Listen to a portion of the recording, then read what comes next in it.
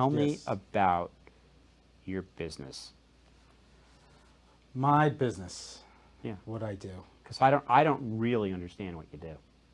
I'm in the recruitment business, staffing. There's a lot of terms that we could, call it talent acquisition. Right. Essentially, I connect people to companies, um, and that's basically what I do in terms of, finding people jobs or filling up certain need at companies. That's essentially I'm a Jerry Maguire of the staffing world. Wow, that's someone. Yeah, I guess so. You know. You had me at hello. So, uh, do you have like a specific focus, or you do everything in recruiting? I've done quite a bit. It's been technology since 1998 to be exact. So you're doing this over 20 years. 20 years. Okay. Long time. And then, so I guess it's evolved into a specific focus or niche or something? It was always been technology, but with recruiting, I think the key elements are the same. I mean, it's a people business, dealing with people.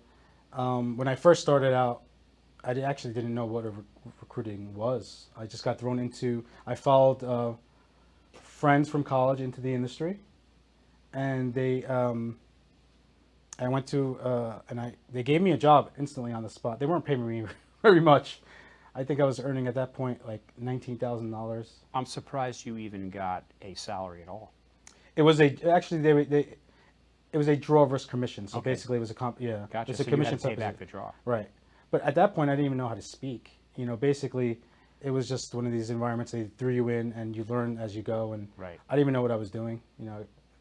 How long did it take you to get to a point where you felt comfortable, or at least you knew what you didn't know? I would say after about a few years, and it took me a couple different environments to kind of see the big picture of how it all kind of worked. And I'm still learning it because things are changing. So, and I think you get that with experience and time, and life experiences definitely plays a big role in terms of what I do. But Could you relate that to the people you help get recruited? Like the same thing, kind of? oh, absolutely, because it's what's important to someone. It differs, right? People are looking for opportunities that. I mean, most should be looking for opportunities that are going to grow and enhance their skills and that they're passionate about. Right. That's what they do. But sometimes people need to, pay the bills and take what comes, and Right. that's typically when you start. But I think, easily life experiences definitely relates because things change, and as things change, the jobs have changed, so you constantly are evolving. I think, and you need to adapt, and you need to learn those things. And I think over time, keep pressing forward and doing things. That's what you end up learning. So we had a conversation before this, and we talked about topics, and I think that whole changing, and I'm going to call it disruption, is speeding up. So I'm not sure whether this is where you want to go with it or not, but let's talk about job searching. Part of it is how it's changed and how you have to handle yourself to compete with all this disruption. Talk about job searching a little bit. Well, the job searching has definitely changed since I've been in it. But there's certain keys that I have. There's certain things that I would say are still the same, where essentially a person's going to hire a person based on their potential and what they see in them. There's going to be a skill set, yes, a baseline skill set, what they think might work. But example, I'll go back to back in the day when people used to look for jobs, right? I mean, I'm sure in your time, where were the jobs were advertised in a newspaper? They were in right? caves. They were in caves. They were right, exactly. But there wasn't very much information on that, right? A couple of lines. I remember back when we used to, when I first started, it was all about placing like IT support infrastructure jobs. What was IT was all, it was new. That was the thing to be. There was, technology was just starting out, and there used to be ads, IT support, and you used to fax your resume to a fax number, and as a recruiter on the other end, I used to get resume, and that's what I would see, and call, and then starting engaging conversations, and then bringing them in, and then typically those people at that point, I think the companies were more in control of the hiring process. It's definitely has changed now. I think talent finds you instead of I think it's definitely a candidate-driven market, meaning that candidates are more in control of the opportunities that they go after, and that's definitely the case. And that's being because the technology has made it easier to do research, right? You could, if there's a lot of tools out there that you could put yourself in front of, job boards and LinkedIn especially, and then how easy it is to find something, right? Just ask Google, it's right there, right? So job searching essentially has become easier, but with that, there's a lot of things out there that might leave the first-time job seeker or early on in your career confused in terms of where to go. I think that's another part of it. There's a lot of these companies are offering the same things in terms of benefits. Everyone offers free snacks, free lunch, ping pong tables. But here's the thing, Mike. We also have to say that in your business, there's a shortage of good developers. Oh, absolutely. Because you're going after technology people. Right. In a lot of other jobs, it's not like that. You throw your resume in there with 1,000 other people and probably won't even get a call. True. So, True. But it's different in your business. Well, what I do specifically in the tech space, absolutely, it's a competitive market. There is a shortage of talent out there. I think just because I don't think people have developed the skills yet to keep up with technology. I think technology is evolving at such a rapid rate that the skills are not there yet, for most, and by the time you acquire those skills, companies are on to the next. So there's a big shortage in your industry. So that you're saying the candidates it's more of a buyer's market than the seller's market. Meaning it's easier for them to get a job than it is to find somebody to get a job. Well, if you have the skill sets in terms of the core skills, coupled with more of the softer skills in terms of communication ability, being able to articulate your thoughts and words and what you do and adapt that into an environment that could create value, yeah, you definitely have more say than companies do in terms of positioning yourself in the marketplace. That makes you more valuable. Do you want to talk a little bit about building a resume for job searches? Or are the candidates who you speak to, that's really not something that's important?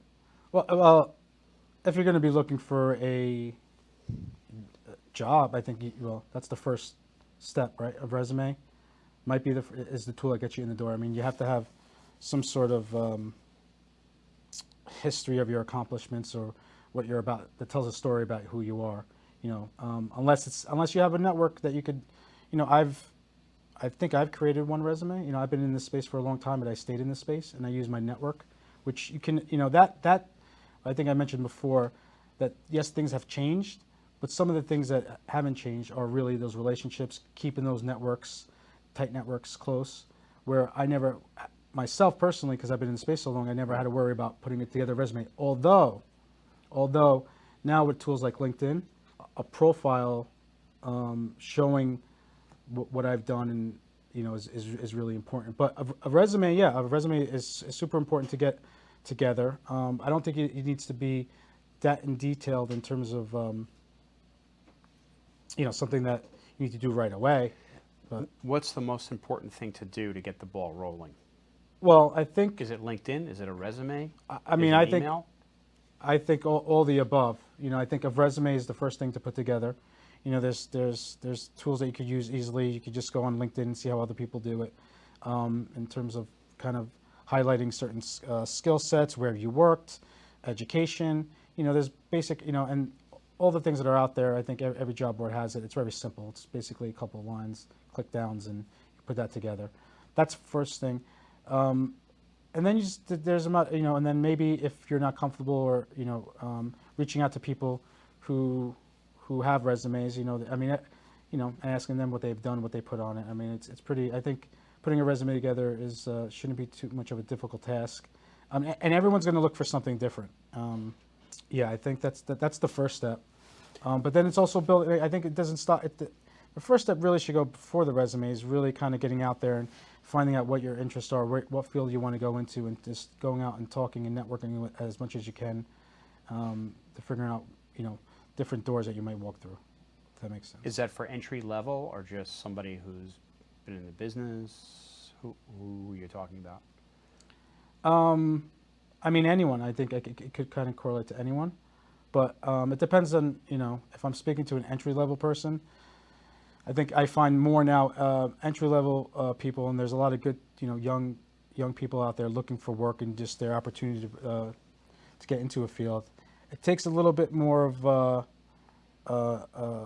work to kind of get out there, especially if you have no experience behind you. Resumes are a little scary to me today because there's this whole keywording thing. Are you a proponent to this? Is that really important? This whole keywording, making sure you have the right words in the right places. Well, I don't know if there's necessarily the right words, but definitely having words on the resume that the way I typically find people is definitely through searching, and that's basically I'm looking for skill sets, and that's how we search for people these days. Aside from who do you know, how do you know, who can you refer me to, the resume should have phrases, words, skill sets that kind of align with the job that you're going after. Because that's how people are going to find you. That's how a recruiter is going to find you, a hiring manager is going to find you. So yeah, those are very basic things that you should get on the resume. It could start from the objective, but you want to be careful on the resume as well, not to overstate the skills that you do have. Because I find a lot of times, especially with experienced people, and I've seen resumes out there where, yes, there's more people going to find me because I have these keywords on. So you know what I'm going to do? I'm going to put every skill set on there, every programming language, everything on the skill. Guess what? I'm going to get pulled up, and everyone searches, and they get more eyes on me means I might have more opportunities. Yes and no. More people will be like, "What is this guy all about, guy or girl?" And then it's okay. Well, he's just doing this to kind of catch attention to everything. There's no way a person could have all that type of skill. So I've seen that with people throughout my career, and yeah, I don't know if they were just messing around trying to get different things. Anyway, so we were talking about you wanted to talk about soft skills, but you were talking about skill sets. So the first thing I want to do is, can you help define the difference between a hard skill and a soft skill? Well, a hard skill, and I can relate this to technology recruiting, is if I'm looking for a programmer or software engineer, the programming languages that they're actually using, they well versed in, what have they been using, those type of things. If it could be the things that are out there, or on the front end side like JavaScript and all those HTMLs, and on the back end is with Java, Node, JS, and stuff like that. So the hard skills, and each company will define what they need in terms of the stack, their environment. So those are like the hard skills. So companies tend to look at candidates who have some sort of baseline knowledge of those skills. Right. And they'll go into a deeper dive in terms of there's assessments and technical assessments of where they are. There's a whole bunch of things that are out there. But aside from that, I think the soft skills, what I mean by soft skills is communication. The ability to communicate effectively with individuals. I mean, would that mean your internal team and external client? I think it's all of the above. I think as technology, as it is evolving, I think you're going to find that there's things that are out there that I don't need to be a programmer to develop a website, right? I mean, I could just easily just go onto GoDaddy, or which I have, and basically, for a few dollars, just kind of drop and click, and I'm a developer. I develop my own website. So, so the soft skills need to be developed in a way that being able to communicate when I with a team, with individuals, kind of explaining your story, is going to be what companies are going to value more, because I think as people, they're going to be looking for leaders, people to kind of be creative in how they come up with solutions Yeah. to the problems that they have. Right. There's going to be, so technology is going to be one set of things that, there's a certain tool that would do this. Maybe there's a better tool that does that, but who's going to put it together, and how's that going to happen? And how we're going to rally a team around this, and how you're going to delegate certain things. So I think having that, That has nothing to do with your skill set per se. That has to do with your ability to build relationships, communicate effectively, articulate, and things like that. What you're saying are just as important as the skill set you need to do your job. or more so. I think where we're going to, that might be what people value more. And I think people don't pay you, companies don't really, I guess they do, but some companies, they don't really pay you for your time, right? They pay you for your value. You earn what you're valued in the marketplace. Do you coach candidates about soft skills? Like before they go for interviews and stuff? Yeah, I do my best in terms of my experience and, in terms of what to say, what not to say, in terms of, engaging on an interview, being able to get into your experience but not going too far in terms of, sometimes you might want to, speak about all your accomplishments of what you've done on a particular project that has, it could be, impressive, I'm sure it has, in your mind and maybe your past team's experiences, but it might not necessarily relate to solving the current problems that the company has. So you have to be real careful on kind of bringing all your, experience and explaining things that doesn't matter. I'm not here to sell your company, but when I think of a recruiter, I think of recruiters who, they find a bunch of jobs. Here, I got these candidates. But what you're saying is it's not just about these candidates and their skills. You're saying it's a much bigger picture. It's a holistic picture between the hard skills and the soft skills, and bringing that to a client so that the client goes, yeah, that person fits within our organization. They have all the skill sets we need. And I know I'm asking you a lot of questions here, and is that also a differentiator for like Gates Staffing? Well, I hope so. I think it's what I've done and what I try to do to the best of my ability thus far is I'm continuously learning, and I try to learn from both ends of it, from candidates and clients. I really try to pay attention and listen to what they're saying to me in terms of what they need, and try to make that match up, the best that I can. And I'm not always right all the time, but when I'm hearing from my clients is that, usually they come to me and they need X, Y, and Z to perform X, Y, and Z function. And this type of person fits in terms of the structure that we have set up. And this is the type of person that will work. I need someone who's just an individual contributor, not a leader. I need someone who's could do both. In the ideal world, most people want everything, but what would they take? What would work? And then on the client end of it, really understanding, right, this person has the ability to do this, but is only looking to do that. So really paying attention and understanding both sides is important to kind of make that match happen. So we were talking about marketing and branding. I wasn't quite sure whether you wanted to talk about it from which one of your customers were you talking about? Were you talking about the candidate, or were you talking about your client being the company who's looking for a candidate, or both? Well, when I brought it up to you in terms of the talking points that we would have on the show, I just felt that I just started to implement that into my business recently. And I've been doing this for quite a bit. It's basically, traditionally, my business for me has been word of mouth. So I'm finally getting out there a bit more and kind of, trying to get more exposure to get more business. This is where we're going in terms of, how do you connect more? How do you show, being authentic in terms of how you conduct business and what you do. But so in terms of it, I think employers need to also do it as well, because To recruit. Absolutely, and most are. Most of the top companies are doing it, and everyone's getting involved in it, because what's going to differentiate? Why do people want to work for you? Like, why should I spend my time invest my time in my life, in my life, that I have into your company, your products. What's so great? Now, we could have a quick conversation about it, but I'm going to be doing my research a bit on it. And if I'm not seeing anything on you or anything, how do I really know? And I think so. I think that needs to be part of the thing that people are doing, on either side. It needs to be part of their story to entice candidates to work for them. Right. Gotcha. And what about on the candidate side? Well, I think that's where it's going, because right now I think we talked about resumes before. People don't, hear this thing, people don't hire resumes, they hire people.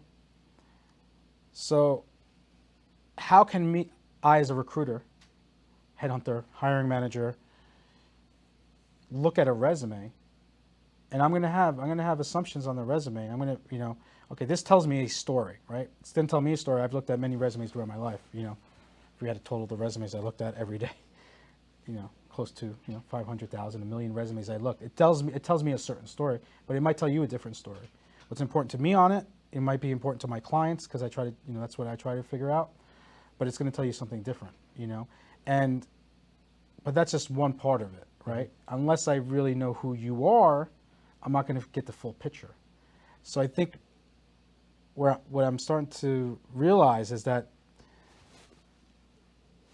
a candidate needs to, brand themselves, market themselves, and you got great tools, right? There's a lot of things that are out there. LinkedIn obviously is the biggest one, but there's a lot of these places like GitHub where you could put your work on there. People could evaluate and see that, and gives you another picture. And there's portfolios that show you a little bit more and stuff like that. But then who you are, right? I think, if we each of us looked at each of us as a company, or as a I don't even know, as just you got to continually kind of get out there and market yourself, give a story beyond the resume.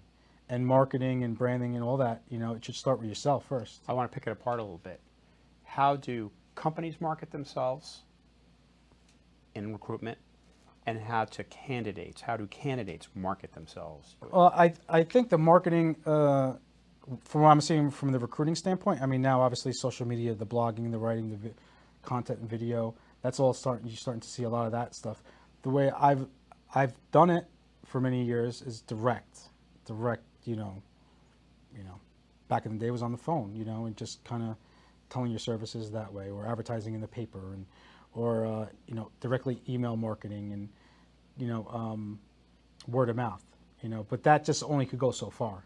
How many hours in the day do you have to do that, and how successful will you be? Back in the days, well, if you make 100 calls, you'll, their numbers game, you'll connect on 1, 2, or 3. That might be true, but it's hard to get through to someone on the phone now, because our phones are just inundated, and they're also and I don't set to pick up a block phone. you. Yeah, right. Yeah, people don't pick up with phones, or Right. maybe a text. That might work.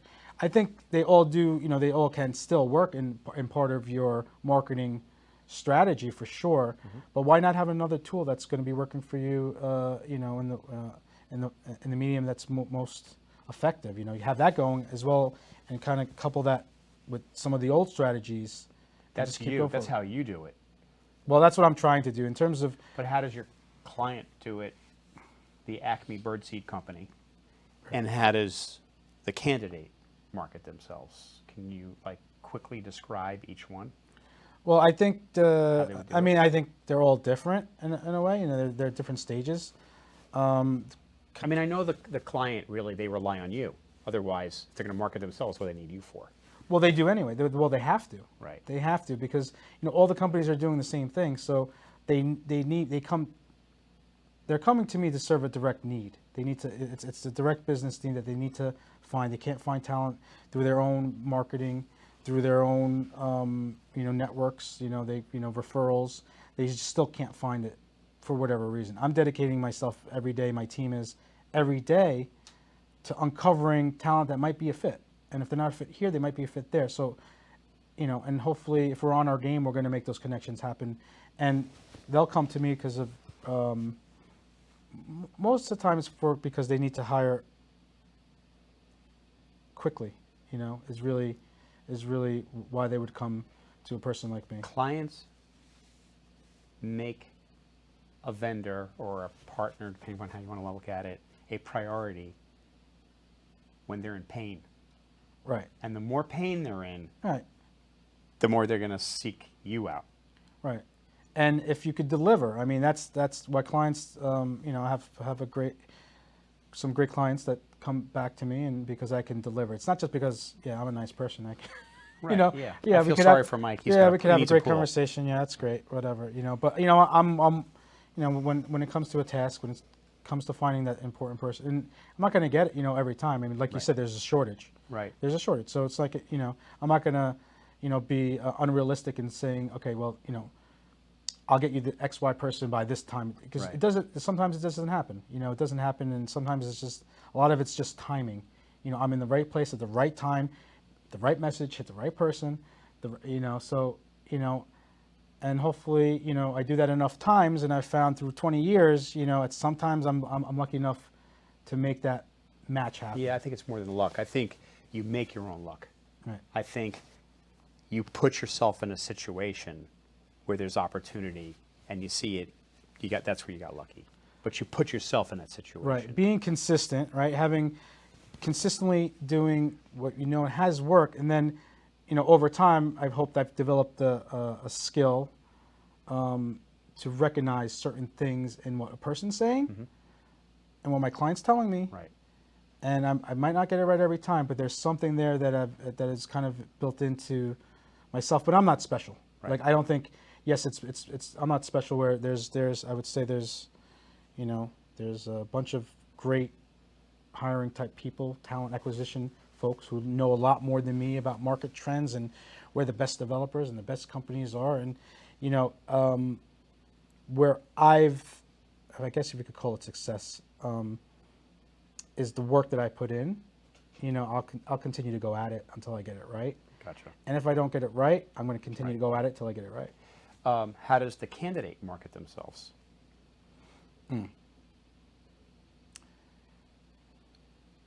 Start early. Start early. If I could go back and, well, now we have the tools. And if you didn't start early, I'm saying in your career, get your social media, you know, out there. Clean it up. You know, if you have, you know, Facebook and or all these other things, I would definitely clean certain things up, if it's not already clean. But update your LinkedIn. You know, if you're looking for a job instantly, there's plenty of job boards that are out there that do a lot of different things. You know, ask Google. You know, where are the jobs? Look at the top sites. There's, you know, a lot of the recruiters that I know lived on LinkedIn. There's Monster, there's Indeed, there's Dice. There's other job boards that are more specific, but you want to get out there on those type of platforms with a good resume. That's one way.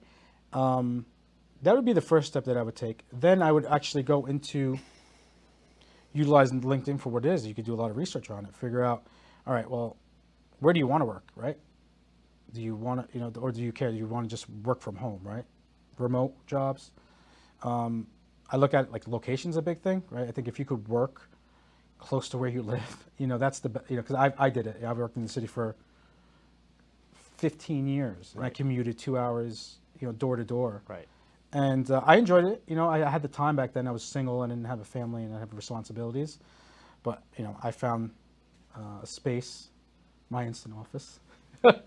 Greatest place to work ever. Fantastic. Ever. But it's a few miles from where I lived, and that's just changed, and it gave me some new sense of life. So where you want to work, location-wise, it's got to be, you know, and then from there you could do a search. I mean, it's easy to search out the companies that are around you. You know, everything is there, and then, you know, in terms of where your interests are. So that's where to go. And then from there you could start. If there's a job opening, you apply, right? I wouldn't stop at applying. If you're not getting a call back, a lot of people I hear, well, I sent my resume in. That's it. That's it. I sent my resume 100 places. It's persistence. That's it. That's all you're gonna do. Now, if you send your resume out to 100 places and you don't get a response back, we're gonna wake up tomorrow and send out your resume out to 100 more places. How many places are there around you that you could work? Probably not that many. But if they hone in on a couple areas that you want to, where you want to work, maybe an industry, send the resume out to the openings if there is an opening. If there isn't, find out a position or two that you might want that you'd like. Go on LinkedIn, find out who's doing it at the company, connect with them, engage with them, see who's, seeing if there's X them out, right? How do you, I see that you're working here how'd you get the position, or what could I do, or can you make an introduction? And if it doesn't stop there, if that person is not engaging you, go to the next person there, go to the next person there, go to the next person there. And I mean, you could, and eventually, if you knock enough times, eventually you're going to break through, eventually, people used to, co-workers, associates, they always, looked at me as like a bulldog, in terms of like, I might not have the right words, I might not have the but I'm not gonna stop. I'm gonna keep on pounding till I get through. Yeah, Eventually. that's persistence. And the candidate needs to show persistence, and so does the company. And you can't give up, even when you get a little bit like, it's just not working my way. Right. In terms of branding, same question. You have some insight on how the company brands themselves and how a candidate brands themselves? Well, I'm just starting to pay attention. That's, I don't know what insight that I have that, that could be useful, but I'm starting to pay attention how it's becoming evident to me that it's important that they brand themselves and position themselves in whatever way leadership is telling them to, but to kind of stand out, right? Essentially, you need people to, go on a mission with you, and people, and they need to know why and what's in it, for them, if it's just, there's a lot of different reasons. Tell us a little bit about candidate experience.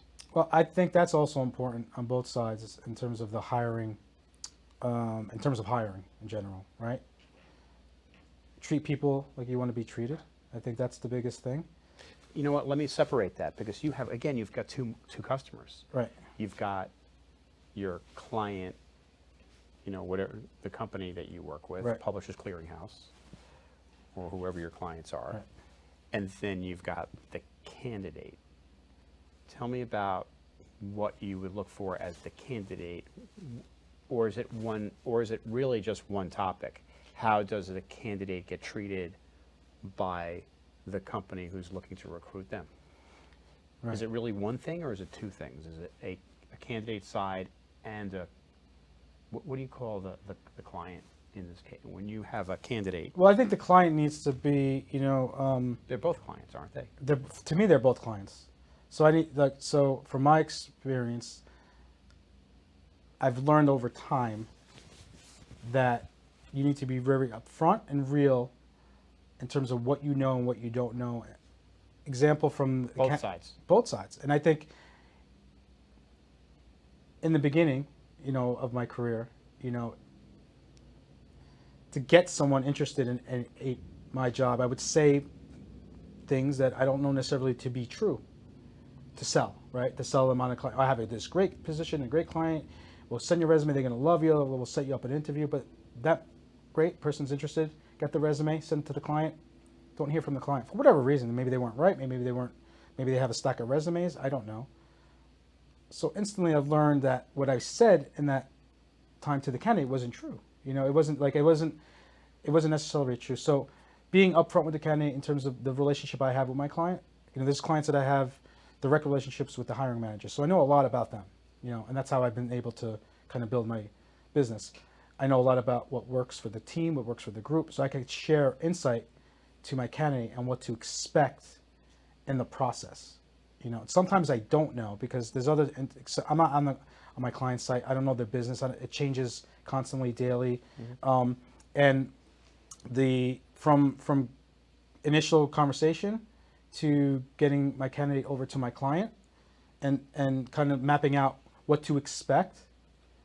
But obviously things happen, right? Things you don't know, like, hey, your video feed went down. Things happen, and you have to just deal with it, right? Yeah. But you have to be upfront with the candidate. Hey, this is typically what happens. This is my experience.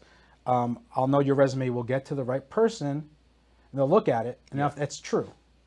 If it's true. Like, I've realized that I could say it, but you might not know, because a lot of people will say that they do. A lot of people will say that, just to get that candidate to give you their resume. Right. They'll say they'll do that for Right. you, but how do you know? That's just a glossy brochure. How do you know? Right. I guess it's some level of trust that it needs to be built over time, and So it's relationship building. It's even totally the hiring process. It's a relationship on both sides. building. Like, you know, there's candidates and they always come to me, hey, I'll try to do my best with this. This is what I know. This is what I don't know. And if this doesn't work out, great. I'll keep you in mind if I remember. And who knows? I just recently this year I placed, and I tell the story a lot, but it happens like every year. It seems to happen. Like I placed someone who I met or on the phone. Usually now it's more on the phone, but the person I spoke to like 15 years ago. And this goes back a couple of years to be truthful, but 15 years ago I spoke to them, had a conversation. I thought I had a job for them, didn't line up. I just had their resume and then my database. I kind of, for some reason, something was there with this person. I found a job for them 15 years later. You know, 15 years later, That's I was crazy. It doesn't. I mean, I wish I could, you know, have a photographic memory and recall everything. I'd be the like biggest recruiter in the world. Yeah. But I made that connection happen, you know, through just that one interaction, that relationship that I had. So I think to being upfront with a candidate, what to expect, what you could bring to them. Like why should someone come to me? If I'm reaching out to you, I have something specific. Otherwise, I'm not reaching out to you. Now, if I think you're the right fit, I'll make that case. But I'm not the ultimate decision maker. My client is. And if they're not interested in you, they might, if they tell me, I'm going to tell you. If they don't tell me, I don't know what to tell you, but other than to pick up on your resume. Like that's the truth, you know? So the experience that you're going to get from me is Honesty. yeah, and a matter of fact, because I've Yeah, done yeah. this for way too long and I don't have time to, Right. you know, waste on this stuff. And, you know, my position is to get you, I'm on the candidate side, I'm in your corner to get you a job because that's how, you know, that's how I earn or support my family. And if I don't do it, because I think we get a bad rap, like, oh, recruiters are just on to the next person, we're just pieces of resumes. Well, yes and no. Like, you know, there's only so much time that you have, you know, and you try to make those matches as quickly as you can. But if you're just very upfront, and I think that's the key thing.